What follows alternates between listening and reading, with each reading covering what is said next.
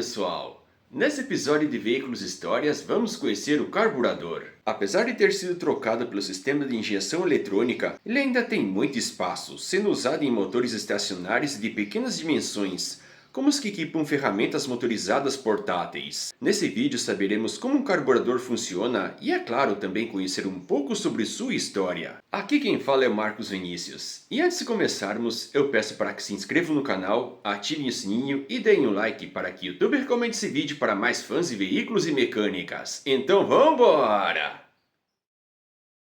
A história toda começa antes mesmo do motor com ciclo 4 tempos e do início da indústria automotiva. O inventor norte-americano Samuel Morey era fascinado pela mecânica e criou muitas melhorias em motores a vapor entre o final do século XVIII e início do século XIX. Em uma de suas experiências, passou a testar compostos inflamáveis, como a terebentina, mais conhecida por água ras, e em 1824 patenteou um motor a combustão interna movida com esse combustível. Ele tinha 2 cilindros e muita coisa em comum com a mecânica moderna, como um mecanismo que fazia mistura ar-combustível, que no futuro seria chamado de carburador. Apesar de ter feito algumas demonstrações práticas com sucesso, o motor de Morey não chamou a atenção de investidores. Porém, o mecanismo que mistura ar-combustível seria essencial para o funcionamento de um motor a combustão interna. Os engenheiros alemães Gottlieb Daimler e Wilhelm Maybach apresentaram em 1886 um motor vertical que ficaria conhecido como relógio do avô, e foi o primeiro da história a ser movido a gasolina de fato,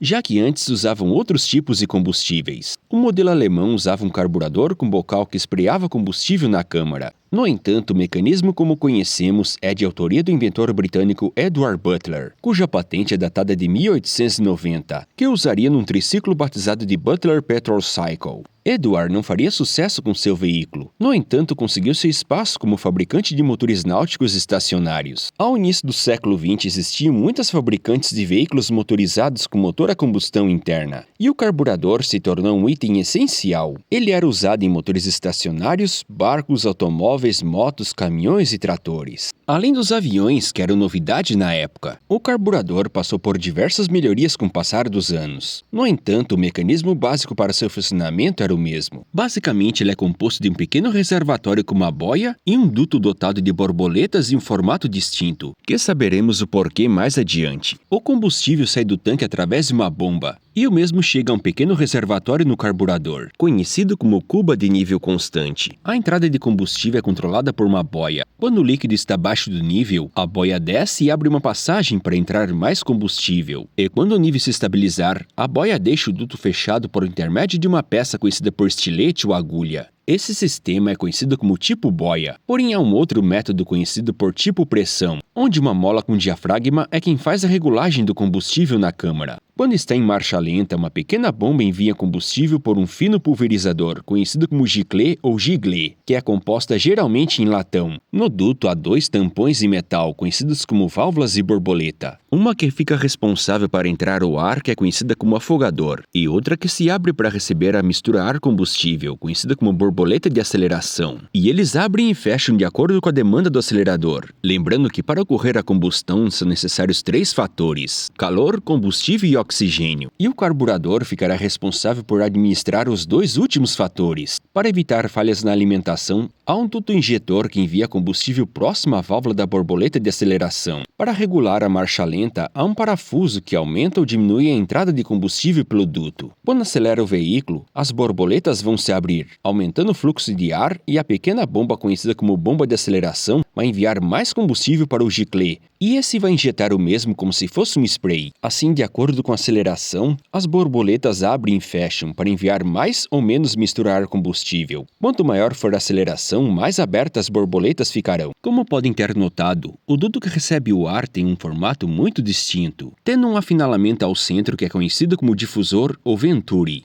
batizado em homenagem ao físico italiano Giovanni Battista Venturi, já que foi ele quem criou tal formato. Esse sistema diminui a pressão na passagem de ar por conta do bloqueio, porém a velocidade da mesma aumenta ao ser passada pelo estreitamento. E aí ocorre um outro fenômeno. Com o aumento da velocidade do ar, O combustível contido no giclê é soprado como se fosse um spray, seguindo o que é conhecido como princípio de Bernoulli, teoria do físico e matemático suíço Daniel Bernoulli, onde há uma relação entre a velocidade do ar e a pressão de um fluido. Quanto maior for a velocidade do primeiro, menor será a do segundo e vice-versa. O que ocorre no carburador é o mesmo que acontece no vidro de perfume com borrifador. O ar passa numa superfície estreita a alta velocidade, e a pressão no topo do giclê vai diminuir. Assim, o combustível será aspirado para cima pela diferença de pressão e será pulverizado feito um spray para o coletor de admissão. Com isso, o motor admite muito mais oxigênio do que combustível. Um vídeo instrucional feito pela General Motors nos anos 30 há uma experiência prática, onde encheram um balão com 15 pés cúbicos de ar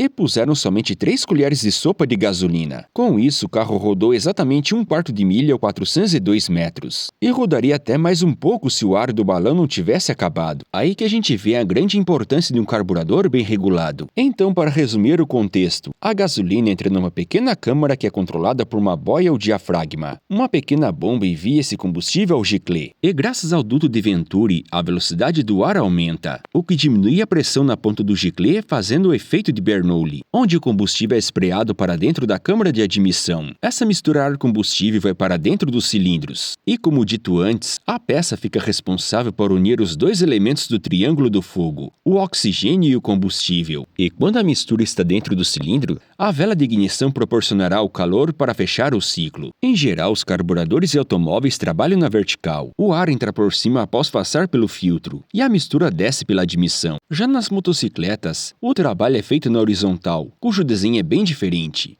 Mas o sistema de trabalho é semelhante. O Venturi está na horizontal e a cuba de combustível está logo abaixo. A maior diferença no carburador de moto é que há uma mola com diafragma no meio da passagem. Quando a mola está mais fechada, menos combustível entra no motor. E quanto mais se abrir, maior será a intensidade da mistura ar-combustível, já que a mola também levanta uma agulha liberando o líquido pelo giclê. Com o aperfeiçoamento da tecnologia dos carburadores, também criaria modelos com 2 Venturis, popularmente conhecidos como corpo duplo, que manda o dobro da mistura ar-combustível para o motor. E isso faz aumentar a potência, porém também aumenta o seu consumo. Modelos famosos como o Weber 40 têm 2 sistemas trabalhando simultaneamente, e a cuba com a boia fica ao centro. Mas também há modelos conhecidos como duplo estágio, como o Weber 460. Nesses carburadores, só o primeiro corpo é que tem a borboleta de ar, também conhecida por borboleta do afogador. E quando esse corpo está com a borboleta de aceleração totalmente aberta, ele ativa um outro que está no segundo corpo, cujo acionamento pode ser por alavanca ou pneumático. Assim, o giclê do segundo corpo abre e envia combustível por um duto chamado tubo de saída. Pode reparar que o diâmetro do segundo corpo é maior, já que há 2 injetores mandando combustível ao motor, além de um terceiro mais abaixo já perto da borboleta do acelerador, que é conhecido como furo de progressão. Assim, o motor estará em sua potência total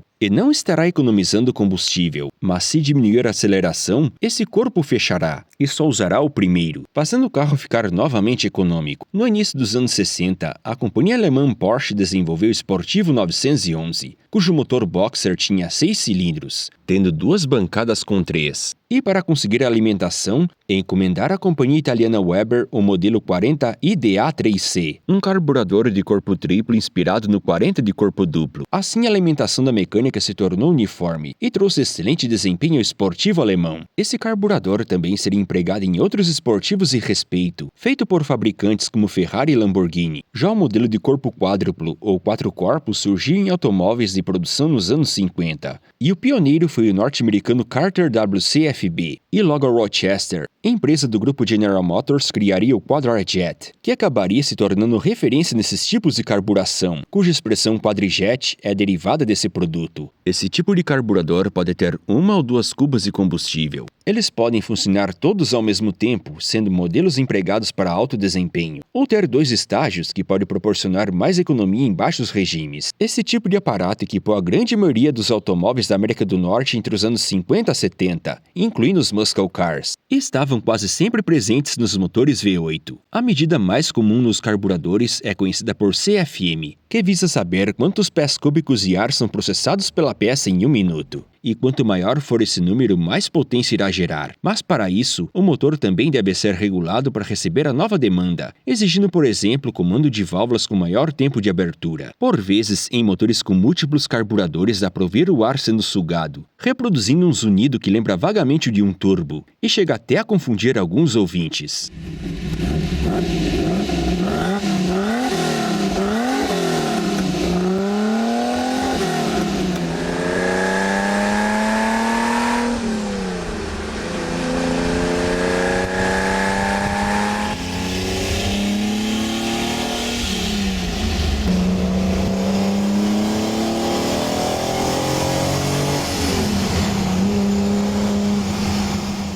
No final dos anos 50, a companhia norte-americana Bendix criou o que seria o primeiro sistema de injeção eletrônica de combustível, que ficaria conhecido por Electrojector, e seria empregado como opcional nos carros mais luxuosos da Chrysler. No entanto, o sistema era pouco confiável e foi comercializado por pouco tempo, mas a companhia alemã Bosch se interessou no projeto e comprou a patente. E após anos de desenvolvimento e aperfeiçoamento, apresentou em 1967 o sistema que seria batizado de D-Jetronic, cujo sistema era bem mais confiável. Inicialmente, ele seria usado nos carros mais luxuosos e caros da Europa, mas após as duas crises do petróleo, a injeção eletrônica começaria a se popularizar nos anos 80 e se tornou um fator crucial para melhorar o desempenho com a economia de combustível. O primeiro carro fabricado no Brasil a ter injeção eletrônica foi o Gol GTI, modelo apresentado em 1988. E logo a inovação seria empregada em outros automóveis. E nos anos 90, a injeção eletrônica já estava popular em carros nacionais. O último modelo a ser feito com carburador foi a Volkswagen Kombi de 1997. Nas motocicletas, o processo da injeção eletrônica foi bem mais lento, já que os motores desses veículos têm baixas emissões. A pioneira foi a moto alemã Mint Mamut, cujo primeiro exemplar foi comercializado como opcional a partir de 1969. No entanto, o modelo usava um motor de automóvel feito pela NSU que tinha 1.2 litros. Já os primeiros com motor de motocicleta a ver com a tecnologia só surgiram nos anos 80, sendo que as pioneiras foram a BMW K100, com seu curioso 4 em linha deitado para a esquerda, e a Honda CX500 Turbo, uma das primeiras e poucas motos turbinadas de fábrica. Atualmente, quase todas as motocicletas vêm com injeção eletrônica, mas os modelos mais baratos e populares ainda empregam carburador. Em competições e preparações também são muito usados, principalmente os modelos conhecidos por tipo guilhotina, que é chamado assim por conta de seu sistema de abertura de borboleta. O carburador também está presente em motores estacionários e em máquinas portáteis como motosserras e roçadeiras. Por conta das normas e poluentes, nenhum automóvel hoje em dia sai equipado com carburador, mas a indústria desses equipamentos continua aquecida, principalmente na América do Norte,